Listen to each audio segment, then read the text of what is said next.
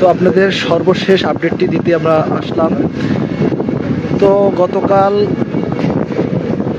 পাথরঘাটার সাংবাদিক কাজী রাকিব ভাই একটি কিন্তু পোস্ট করেছিল যে পাথরঘাটা একজন মানসিক ভারসাম্যহীন জামালপুর থেকে এসেছে। সেই পোস্টের ভিত্তিতেই কিন্তু তার পরিবার তার সন্ধান পেয়েছিল। সেই সন্ধান পেয়ে তাৎক্ষণিক কিন্তু তারা তাকে পাথরঘাটা থেকে নেওয়ার জন্য এসেছে। তার এই যে ভাই যাকে দেখতে পাচ্ছেন, এই যে সানগ্লাস পরা, এই কিন্তু তার হলো ছোট ভাই। তো তার ছোট ভাই যখন তাকে নিতে আসে তখন কিন্তু তার এই যে বড় ভাই, এই যে আনোয়ার ভাই, সে কিন্তু তাকে আঘাত করলে তার কিন্তু সামনে একটি দাঁত কিন্তু ভেঙে যায়। তো ভাইয়ের প্রতি যে ভাইয়ের টানটা, সেটি কিন্তু আপনারা পাথরঘাটার যারা আছেন সবাই কিন্তু দেখতে পেলেন যে ভাইয়ের প্রতি কী ধরনের ভাইয়ের টান থাকলে সেই সদর ঢাকা থেকে পাথরঘাটার মতন এই একটু অজগাড়া পায়ে চলে এসেছেন ভাইকে নিতে, ভাইকে এক নজর দেখতে।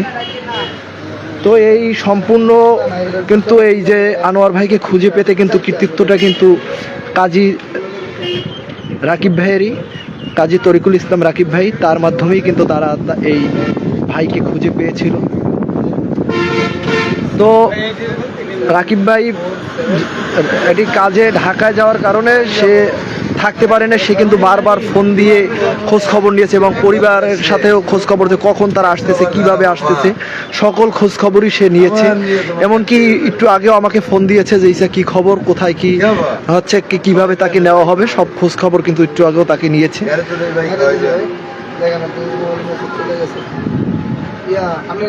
তো এই বিএম লাইনে তার জন্য কিন্তু টিকিট কাটা হয়েছে। একটু পর 4টায় কিন্তু তার বাস, তাকে 4টার সময় তাকে কিন্তু একটি নতুন গেঞ্জি পরানো হয়েছে এবং এটি লুঙ্গিও তার জন্য আনা হয়েছে।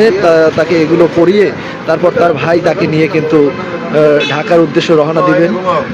তো পাথরঘাটার যারা রয়েছেন তার জন্য দোয়া করবেন যেন তিনি সুস্থ হয়ে যান, তিনি যেন তার পরিবারের কাছে সুস্থভাবে জীবনযাপন করতে পারে, এইটি সকলের কাছে দোয়া চাই। তো ভাই, পাথরঘাটার উদ্দেশ্যে কি বলতে চান? পাথরঘাটা আসলেন, তো পাথরঘাটা তো আপনার ভাই দীর্ঘদিন ছিল। পাথরঘাটার মানুষ অনেক ভালো, আর অনেক ভালো মনের মানুষ। মনে করেন যে আপনারা পাইছেন বা দেখছেন, আমাদের আপনি তো ওই কাজী রাকিব ভাই, তার মাধ্যমেই মনে হয় আপনারা জানতে পেরেছেন। তার মাধ্যমে জানতে পারছি। আর আপনারা অনেকক্ষণ খোঁজাখুঁজির পর আমার বাইরে করে দিলেন, অনেক ভালো লাগে।